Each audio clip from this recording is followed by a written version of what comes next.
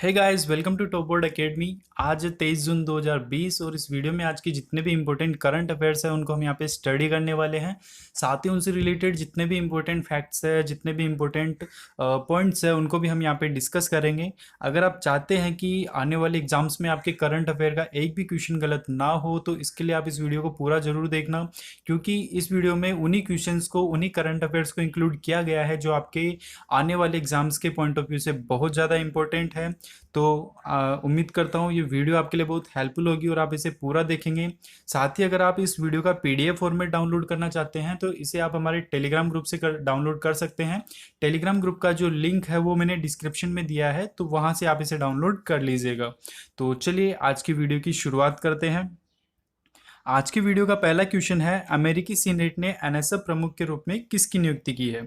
Option हो गए Shiva Ayyadurai, जोगेशपति, doctor Sethuraman Panchanathan, कविता Ramdas. Okay, तो जो अमेरिकी सीनेट है इसने एनएसएफ प्रमुख के रूप में डॉक्टर सेतुरामन पंचनाथन की नियुक्ति की है।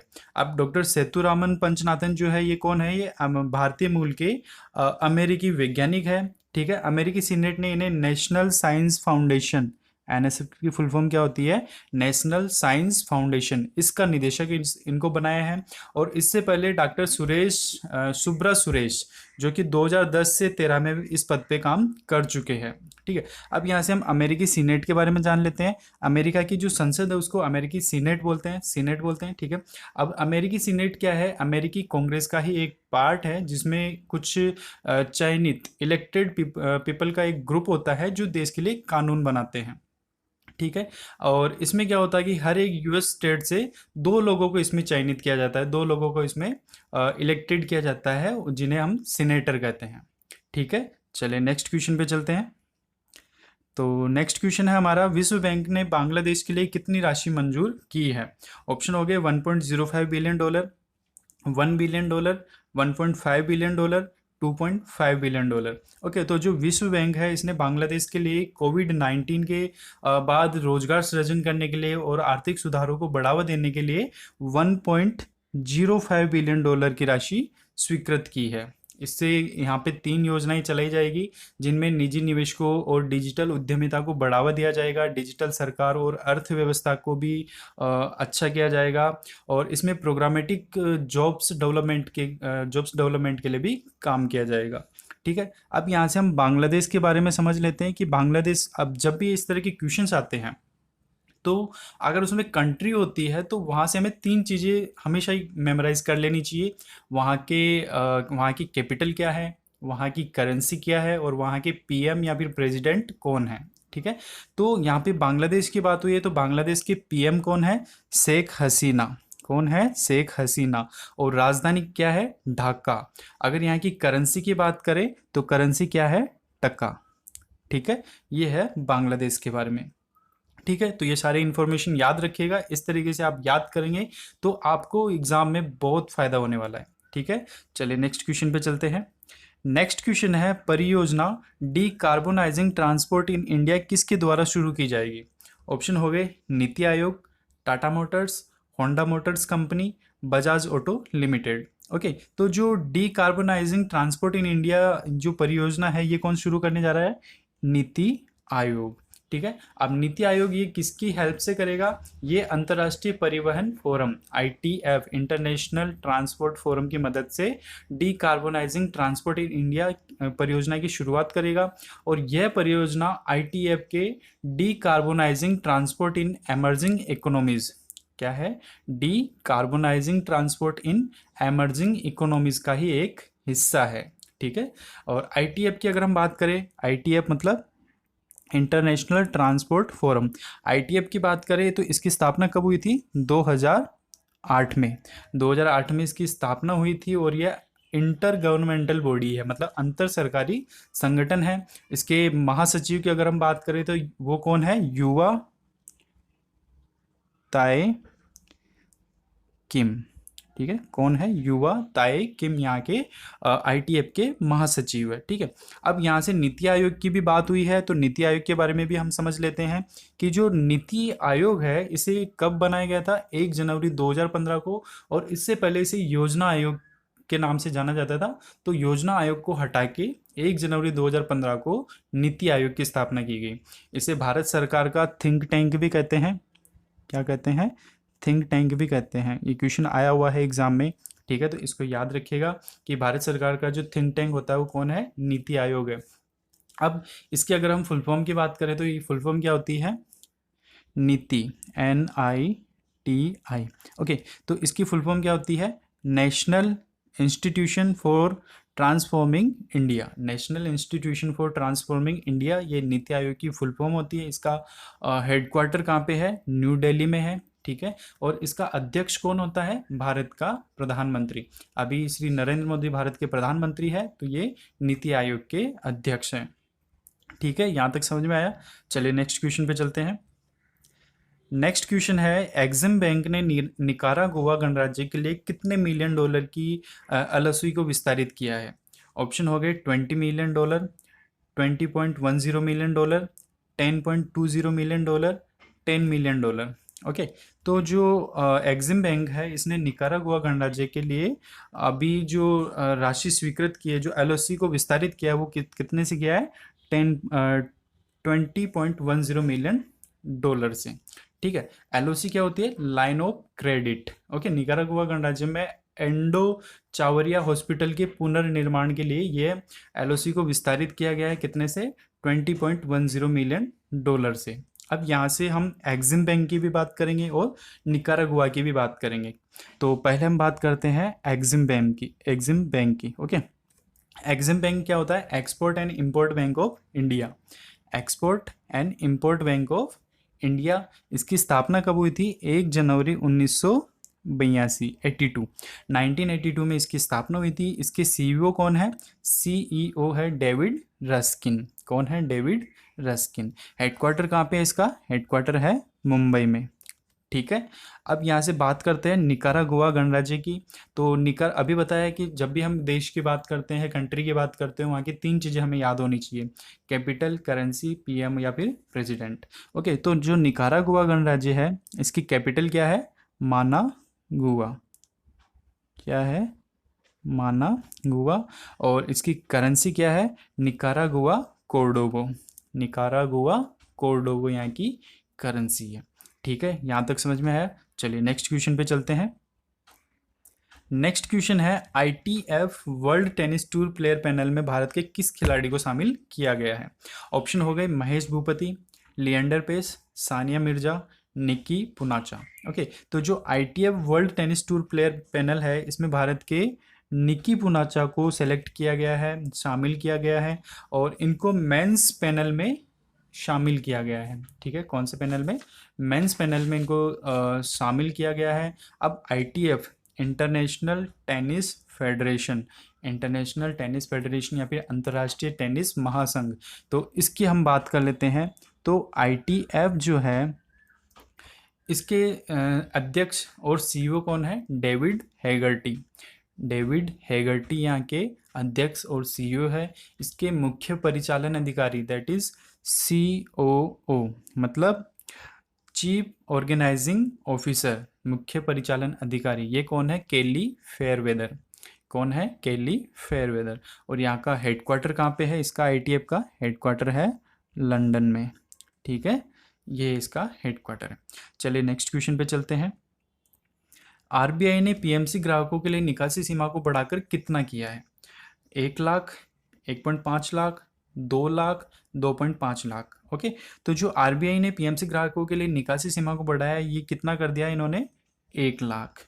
कितना कर दिया है? 1 लाख। इससे पहले ये लिमिट कितने की थी? इससे पहले ये लिमिट 50,000 की थी, ठीक है। कितने की थी? 50,000 की।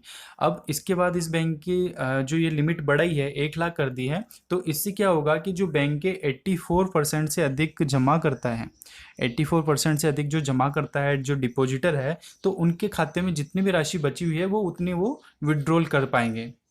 अब यहाँ से आपको पता होगा कि सितंबर 2019 में RBI ने लोन की अंडर रिपोर्टिंग के बाद बैंक से 1,000 रुपये प्रति खाते हर महीने निकालने की लिमिट कर दी थी, जिसे बाद में बढ़ाकर 50,000 रुपये कर दिया गया था, ठीक है। तो अब इस लिमिट को बढ़ा के कितना कर दिया है? 1 लाख कर दिया गया है। PMC क्या है? PMC बैंक कौन सा है? Punjab and Maharashtra cooperative bank, Punjab and Maharashtra cooperative bank जो कि पुणे में स्थित है। ठीक है, अब यहाँ से हम आरबीआई के बारे में भी पढ़ेंगे क्योंकि आरबीआई का भी यहाँ पे जिक्र हुआ है। तो आरबीआई के जो गवर्नर है वो कौन है? शक्तिकांत दास। और एक कौन से नंबर के गवर्नर है? 25वें नंबर के गवर्नर है। आरबीआई का हेडक्वार्टर कहाँ पे है? मुंबई में है। और इसकी स्थापना कब हुई थी? 1 अप्रैल 1935 को। कहाँ पे? कोलकाता में। कोलकाता में इसकी स्थापना हुई थी, लेकिन हेडक्वार्टर अभी कहाँ है इसका? मुंबई में। याद रखिएगा, कंफ्यूज मत होइएगा, हेडक्वार्टर मुंबई में है और स्थापना 1 अप्रैल 1935 को कोलकाता में हुई थी। ठीक है, यहाँ तक समझ में आया? चलिए नेक्स्ट क्वेश्चन पे चलते हैं। नेक्स्ट क्वेश्चन है, हाल ही में भारत ने 32वीं वर्चुअल ईएजी बैठक में हिस्सा लिया। ईएजी ग्रुप में कितने सदस्य हैं? 5, 7, 9, 11। ओके, तो जो हाल ही में भारत ने 32वीं वर्चुअल ईएजी बैठक में हिस्सा लिया है, तो ईएजी ग्रुप जो है इसमें टोटल 9 सदस्य हैं। कितने हैं? 9 सदस्य हैं। अब ये जो ईएजी ग्रुप है ये क्या है? ये मनी लॉन्ड्रिंग और आतंकवाद के वित्त पोषण पर यूरोपियन ग्रुप का ही एक क्षेत्रीय निकाय है। ठीक है, ईएजी क्या है? मनी लॉन्ड्रिंग और आतंकवाद के वित्त पोषण पर यूरोपियन ग्रुप का एक क्षेत्रीय निकाय है। यह financial action task force, financial action task force का ही एक सहयोगी सदस्य है। इसके मेंबर्स की हम बात करें तो कितने मेंबर्स है? 9 मेंबर्स है। ठीक है, 9 मेंबर्स में कौन कौन से आते हैं? भारत, रूस, China, Kazakhstan, Turkmenistan, Uzbekistan, Belarus, Kyrgyzstan और ताजिकिस्तान। ये 9 कंट्रीज हैं जो इसके मेंबर कंट्रीज है, मेंबर्स हैं। ठीक है, यहाँ तक समझ में आया? चलिए नेक्स्ट क्वेश्चन पे चलते हैं। नेक्स्ट क्वेश्चन है, विश्व हाइड्रोग्राफी दिवस कब मनाया जाता है? ऑप्शन हो गए 18 जून, 19 जून, 20 जून, 21 जून। ओके, तो जो विश्व हाइड्रोग्राफी दिवस है ये कब मनाया जाता है? 21 जून को। हर साल 21 जून को विश्व हाइड्रोग्राफी दिवस, इंटरनेशनल हाइड्रोग्राफी, वर्ल्ड हाइड्रोग्राफी दिवस मनाया जाता है। इसे international hydrographic organisation, international hydrographic organisation IHO द्वारा हाइड्रोग्राफर्स के काम और हाइड्रोग्राफी के महत्व को प्रचारित करने के लिए हर साल मनाया जाता है। 2020 का जो विश्व हाइड्रोग्राफी दिवस है इसकी थीम क्या है? Hydrography enabling autonomous technology, hydrography enabling autonomous technology. ये 2020 का जो विश्व हाइड्रोग्राफी दिवस है इसकी थीम है, इसका सब्जेक्ट है। ठीक है, अब इंटरनेशनल हाइड्रोग्राफिक ऑर्गेनाइजेशन के बारे में हम यहाँ से समझ लेते हैं कि जो आईएचओ है, इंटरनेशनल हाइड्रोग्राफिक ऑर्गेनाइजेशन, इससे पहले आईएचबी मतलब international hydrography bureau, international hydrographic bureau भी कहते थे। और इसकी स्थापना कब हुई थी? 1921 में। 1921 में स्थापित किया गया था। इसके अध्यक्ष कौन है? Shepard M Smith. कौन है? शेपर्ड एम स्मिथ इसके अध्यक्ष हैं। इसका हेडक्वार्टर कहाँ पे है? मोनाको में। कहाँ पे है? मोनाको में। तो ये चीज़ आप यहाँ से याद रखिएगा। चलिए नेक्स्ट क्वेश्चन पे चलते हैं। नेक्स्ट क्वेश्चन है, जिम्बाब्वे में भारत का राजदूत किसे बनाया गया है? ऑप्शन हो गए विजय खंडूजा, शंभू एस कुमारन, अतुल श्रीवास्तव, अनिल वल्लूरी। ओके, तो जो भारत का जो राजदूत है जिम्बाब्वे में वो किससे बनाया गया है? विजय खंडूजा को। विजय खंडूजा को भारत का राजदूत जिम्बाब्वे में बनाया गया है। और ये किसकी जगह लेंगे? किसकी जगह लेंगे? आर मस्कई, आर मस्कई की जगह ये लेने वाले हैं। मस्कई या मस्कुई जो भी है उनकी जगह ये लेने वाले हैं। और ये जो आर मस्कुई है अब ये कहाँ के राजदूत बनेंगे? रोमानिया के। रोमानिया में भारत के राजदूत बनेंगे। ठीक है, और इनकी जगह विजय खंडूजा आ जाएंगे जो कि जिम्बाब्वे में भारत के राजदूत बन जाएंगे। तो इस क्वेश्चन से 2 क्वेश्चन बन गए, 2 याद हो गए कि जिम्बाब्वे में भारत का राजदूत कौन है? विजय खंडूजा।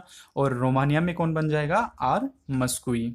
ठीक है, अब यहाँ से जिम्बाब्वे की हम बात करते हैं। जिम्बाब्वे की बात करें तो जिम्बाब्वे की कैपिटल क्या है? कैपिटल है यहाँ की हरारे। क्या है? Capital Harare. ओके, और करेंसी की बात करें तो यूएस डॉलर है, यहाँ पे यूएस डॉलर चलता है। ठीक है, और प्रेसिडेंट की अगर हम बात करें तो कौन है? इमर्जन मनांगवा। इमर्जन मनांगवा यहाँ के प्रेसिडेंट है। अब यहाँ से ऑप्शन में जो आपको सेकंड ऑप्शन दिख रहा है शंभू एस कुमारन, तो ये भी इंपॉर्टेंट है। शंभू एस कुमारन को कहाँ का? फिलीपींस का अभी राजदूत बनाया गया था। कहाँ का बनाया गया था? फिलीपींस का राजदूत बनाया गया था। और सेकंड है अतुल श्रीवास्तव। तो जो अतुल श्रीवास्तव है ये SAIL steel authority of India limited के निदेशक थे, जिनका अभी निधन हो गया था। ठीक है। और ये जो लास्ट ऑप्शन है अनिल वल्लूरी, तो अनिल वल्लूरी जो है इनको गूगल क्लाउड इंडिया का वरिष्ठ निदेशक बनाया गया है। गूगल क्लाउड इंडिया का वरिष्ठ निदेशक इनको अभी हाल ही में बनाया गया है।